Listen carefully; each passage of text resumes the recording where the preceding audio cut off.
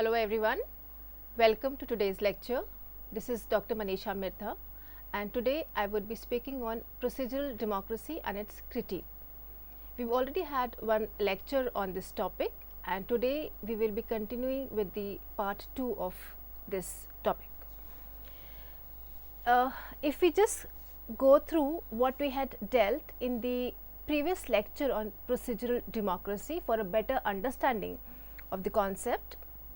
So, we had dealt with the definition of democracy in terms of procedures, then the procedure of electing the representatives through universal adult franchisee is also that we had spoken of when we talked about procedural democracy.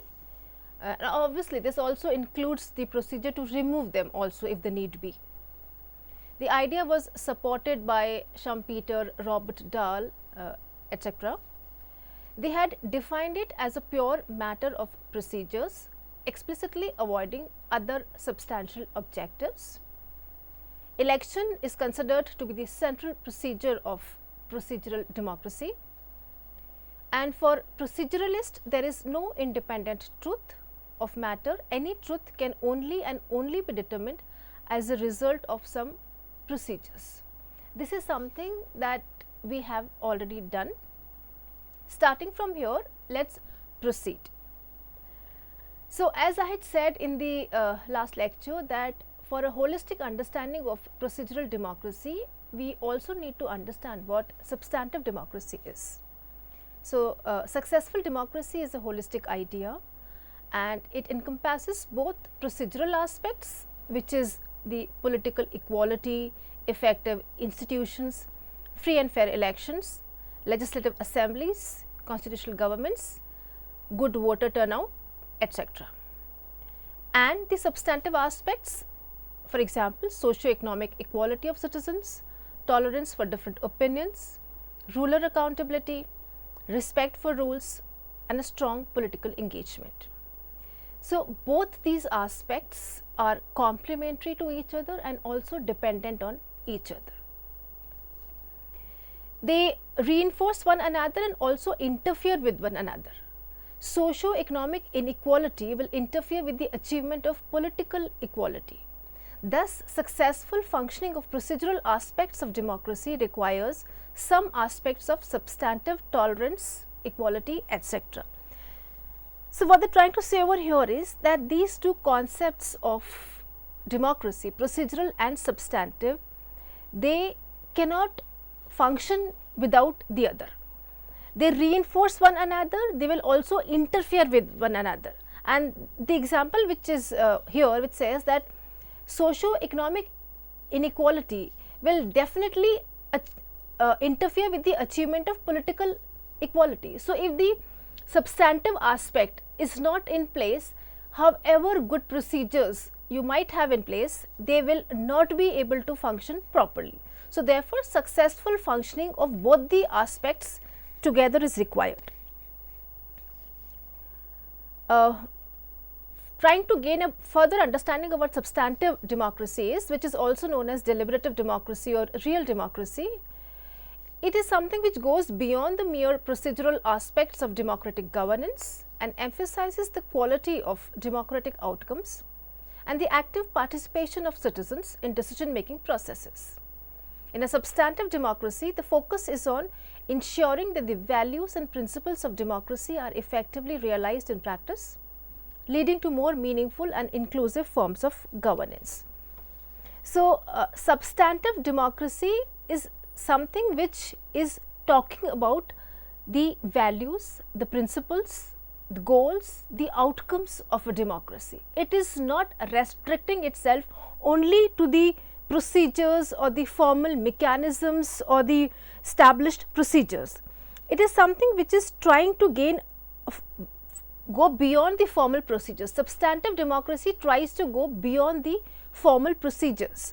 So, that is how this becomes an important and integral part of democracy also. Substantive democracy, and for a further and a better understanding of substantive democracy, I will just quickly go through certain key tenets of substantive democracy. The first one being citizen participation. So, this is something which talks about the participation of the people of the country, and participation is not limited to voting. Participation is not limited to elections. Participation goes beyond that. Their contribution in the public offices, how much engaged they are in the political sphere, all kinds of citizen participation becomes a very important key tenet of substantive democracy. Inclusive decision making. Now, this means that democracy is not only for a select few or for the elites, it is something which is there for all the people of the land, be it of any gender, caste, religion, or belonging to any socio-economic strata. All the people of the land, all the citizens of the land, whether they are of minorities or they are of whatever gender, LGBT category, all of them are inclusive in the decision making process. The third aspect is of public deliberation.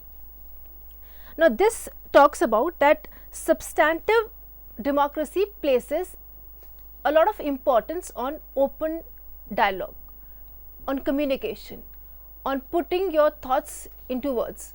So, substantive democracy is also giving weight to public deliberation and protection of rights.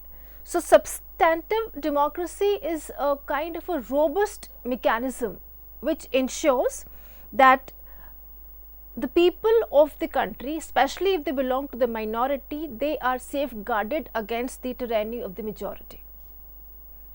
Transparency and accountability, which explains that the public officials are answerable for their conduct. It is a transparent system, like say for example in our country we have right to information. So, therefore, there are certain mechanisms in the country which will ensure that the public officials, the ministers, the government is answerable to the public for the decisions. Equity and social justice. So, again this democracy tries to ensure that there is equitable distribution of justice and all the sections of society are benefited. And civil society engagement. So, all the different groups of the society, be it the NGOs, the other public forums, the media, all of them are actively involved and engaged in the decision making process. So, these are the key tenets of substantive democracy. I will quickly wrap them up by these bullet points, which says social justice and equality. The democracy is seen as a means to address economic and social disparities, providing equal opportunities and reducing inequalities. Inclusive representation. Efforts are made to ensure that the underrepresented and the marginalized groups have a meaningful voice in the decision making process. Public welfare. Democratic governance focuses on policies that promote the well-being of citizens. Distributive policies. Government interventions aim to redistribute wealth and resources to reduce poverty and improve living conditions for all. If I had to give an example of distributive policy, it would be something like positive discrimination or progressive taxation. These are those policies which are taken by the government to ensure that there is a equitable distribution of justice in the society. And participation beyond voting, as also I said previously, it ensures that people are involved in politics and not merely restricted to voting. So, in a sense we can say that procedural democracy emphasizes the proper functioning of democratic institutions and processes, while substantive democracy goes further to address societal inequalities and promote the overall well-being of citizens. Both concepts are important and often interconnected, as a well-functioning procedural democracy can create the conditions necessary for substantive democratic outcomes to be realized. So, by now I think this is clear that neither of them can function without each other. We have been till now I think focusing more on the importance of substantive democracy and pointing out fingers at procedural democracy, but at the same time it is very important for us to understand that if the procedures are not in place, if the proper mechanisms are not in place, if the methods and the techniques are not in place, then however good or wise your outcomes might be planned, you cannot reach them till you have the right mechanism. So, both are equally important. Having said this, and coming to the second part of the title of the topic, which is critique of procedural democracy. Procedural democracy has been criticized on several grounds. One critique of procedural democracy is that it places too much emphasis on process at the expense of outcomes. So, it's become too mechanical and too technical at times, and critics argue that if the outcomes of democratic processes are unjust or unfair, then procedural democracy is not doing its job right. So, for example, if procedural democracy allows for discriminatory policies or practices, it fails to protect the rights of minority group. If your laws are such that they are not giving adequate protection and safeguarding the rights of the minorities and the underprivileged, then the democracy is going to fail. Another critique of procedural democracy is that it can be easily manipulated by those in power, because procedural democracy focuses on the process rather than the outcome. So, those in power can use procedural mechanisms to maintain their power and exclude others from the democratic process. For example, they can manipulate election laws, restrict access to information, or limit the ability of citizens to form political parties or organizations. So, once these people have been put into offices by us, then what decisions that they take is completely their jurisdiction, and that can at times be quite undemocratic. Furthermore, procedural democracy is often criticized for its failure to address underlying inequalities in a society. Procedural democracy assumes that all citizens have equal access to resources, which is often not the case. Wealth, education and social status can all have an impact on the individual's ability to participate in the democratic process. Therefore, critics argue that procedural democracy is insufficient in promoting equality and justice. So, again in procedural democracy, as we had talked about previously, there is this independent truth which exists, and it is assumed that it is something which is not debatable. It is something which is the fact of the society, which is not always right. Wealth, education, literacy, awareness is not equally distributed in the setup. So, therefore, how can the same procedures work similarly for people who are not placed on a similar pedestal? Critics also argue that procedural democracy can lead to a lack of accountability amongst elected officials. Because procedural democracy places so much emphasis on process, elected officials may be more concerned with following the rules rather than the interests of the constituents, and this can lead to a lack of transparency and accountability, as elected officials may use procedural mechanisms to avoid scrutiny or accountability for their actions. I will try to explain this with an example, because when we talk about bureaucrats, we talk about neutrality of services, and this is one of the principle of the services, that they are required to be neutral. But with the new narratives coming in place, there is a big question mark on this neutrality of services. Should it not be a value based service? Should it not be that they should be allowed and they should be using their own discretion, because situations are not similar, and neutrality of service is something which cannot lead to represent the interests of the people of the land. Critiques of procedural democracy have also highlighted several shortcomings and concerns associated with this form of governance.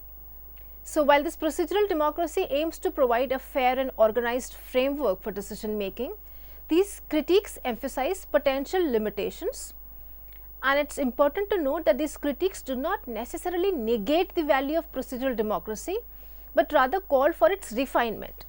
So, when we are talking about these critiques, and we will be carrying on more with this, the purpose is not to ban the system, the purpose is not to debunk the system. The purpose is to ensure that it functions appropriately. Proper procedures are equally important, is a fact which is not denied, but there can be major problems and limitations to this idea of democracy. Some critiques of this are further on, that it is something which there is a lack of substantive representation. So, in procedural democracy, what has also been found is that the representation of the people is not equal, and their representation does not include their say on the outcomes and the results. So, this is something which can be a problem. Another critique of procedural democracy is the elite capture. So, it has, as we have spoken earlier also, that there is one chunk of population which could be the wealthy or the more educated or privileged class, which has kind of captured democracy. Procedural democracy kind of supports the idea of elitism. So, there is a chunk of people who would support and hijack democracy, which can be a major problem with the idea of democracy. Short termism. Sometimes the public officials, because votes matter and public acceptance matters, so therefore they come up with policies which have quick returns, which are short termed. But that can also be a problem, because for the progress and the development of the nation, it is required that more sustainable, more long term policies are adopted. But the procedural aspect of democracy kind of forbids this initiative. Complexity and alienation, because this entire idea of governance is so complex that it at times becomes difficult for people, a general person of the land, to actually be a part of this participation. Manipulation of public opinion. So, another challenge is that there might be misinformation, there might be miscommunication, there might be falsification of information, and all of that is what we are calling manipulation of public opinion, can actually lead to disastrous results. Procedural democracy is also quite inflexible, because it does not change with the change in the societal needs. It is not as rapid as the change in the need of the people. Majoritarian tyranny is something that we have spoken of earlier, that it is somewhere also supporting the idea of that majority view, which all the times is not very democratic, and then there is a capture by special interest. So, in response to these critiques, proponents of democracy have advocated for reforms and improvements, some of them being civic education and promoting transparency, ensuring equitable representation, exploring ways to balance the procedural correctness with substantive outcomes.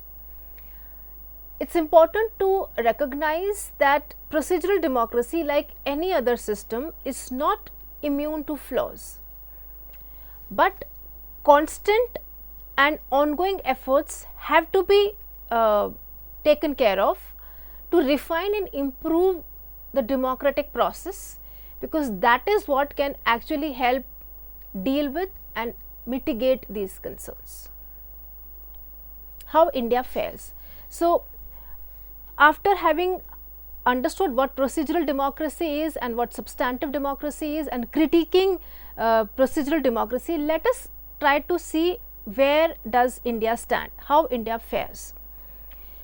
So, this is something that we have already said, that successful democracy is a holistic idea, and it includes both the aspects, procedural and substantive. Both are complementary and dependent, both reinforce each other and would also interfere with one another. If I had to give an example of this, when talking about this holistic idea and how both go together, and how problem in one is inevitably going to lead to the problem in the other. Let us take a hypothetical example where Mr. X has been, who is a election officer, has been placed in a very turbulent area, in an area which is quite prone to violence, and he has to manage and coordinate elections over there. Now, that is a Herculean task for him, because free and fair elections is something which has not been happening there for a long time. So, he uses all his caliber, all his procedural techniques, and ensures that there is a free, fair, regular election and every individual over there gets the right to vote.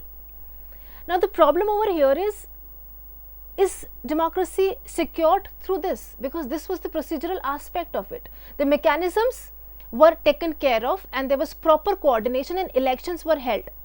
But if you get more into that and if you try to understand the minds of the voters who are hearing the names of the candidates for the first time, voters who are not aware of what election manifestos are, what is it that the candidate has been working on, they have no clue of the significance of their vote.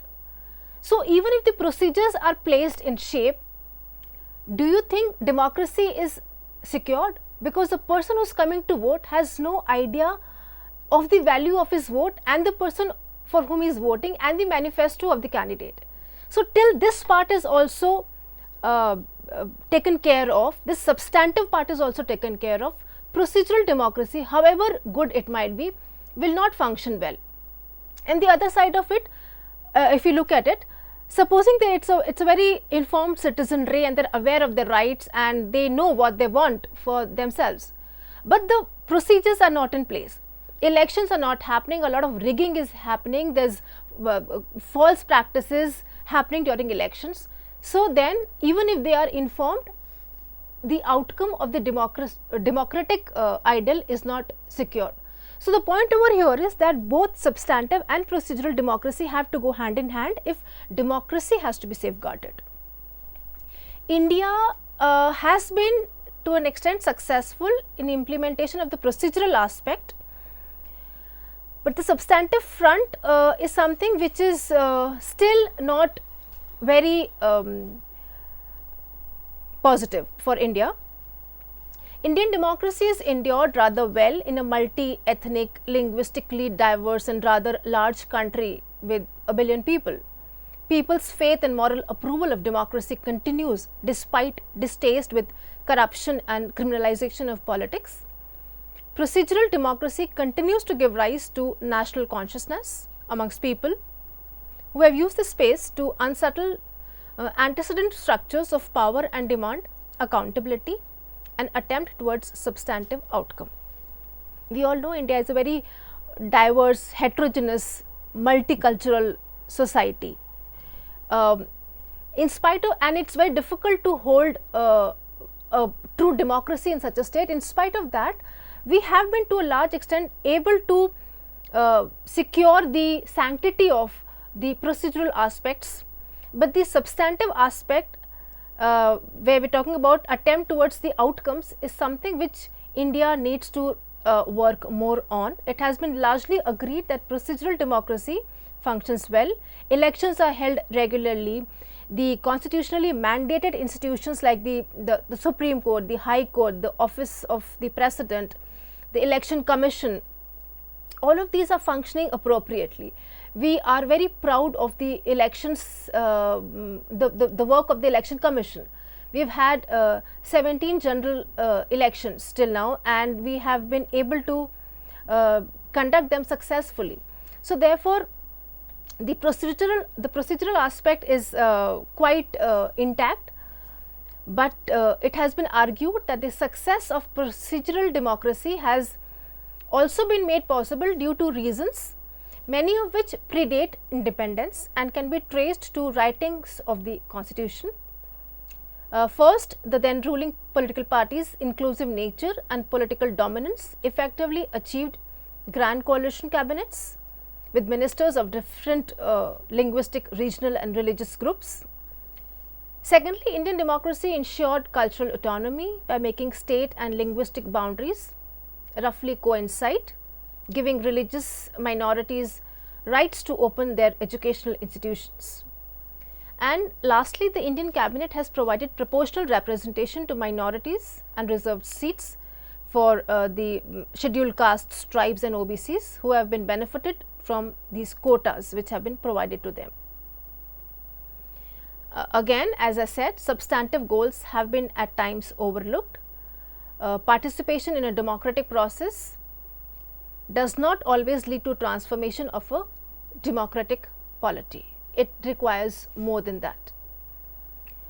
Rajni Kothari has also given his views on this, and he calls it to be a crisis of institutions that has resulted in terms of morale and effectiveness by overemphasis on leaders, and tendency to treat power for personal glorification and state as means of patronage and profit threatens the basic pillars of democracy. However, regular elections have given enough space to people to hold their representatives accountable. The problem arises when the voter, when the citizens become apathetic, they become uninterested, they become unattached and kind of accept what is also known as a benevolent dictatorship model, then a plural democracy. That is something which is hazardous and should be dealt with. India needs democracy is not just about elections, it is wider than the mere organization of elections, and only the mechanisms of checks and balances or separation of power or the rule of law will not ensure this. Active participant of citizens is required. India needs that common people must have a say in the making of the government. Common people should be kept in view while formulating the policies of the country. Policies should not be fashioned out or crafted for a particular section of the society. The general masses should be kept in mind. Common people must benefit from the programs carried out by the government. It should not be for exclusive classes. Common people's aspirations must be the goal of the government.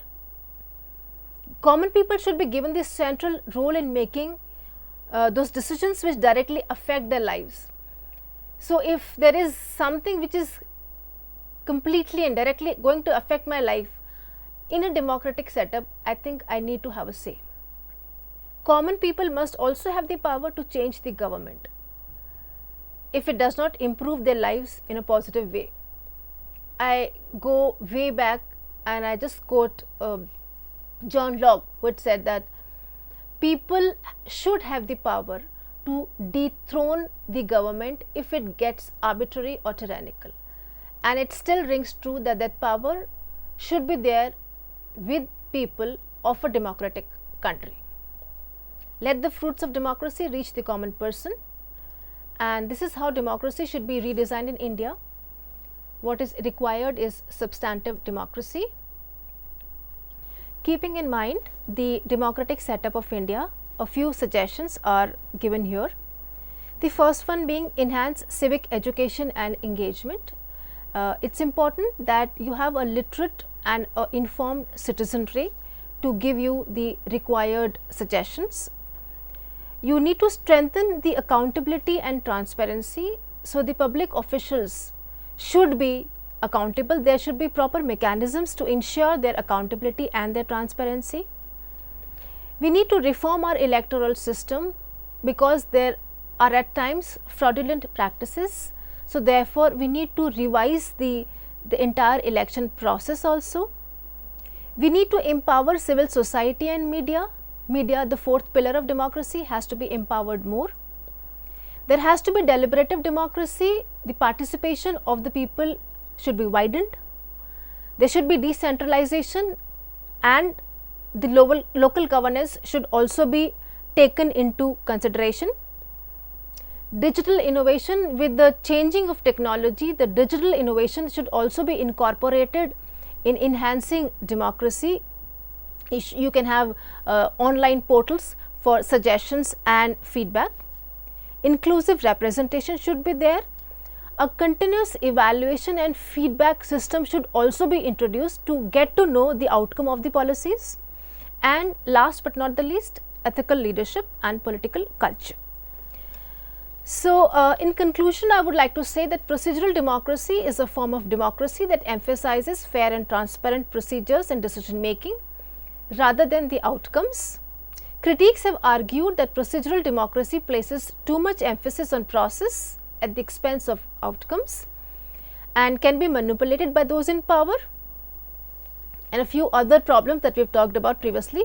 But despite these problems, or despite these criticisms, procedural democracy remains an important form of democracy and emphasizes the importance of fair and transparent decision making processes.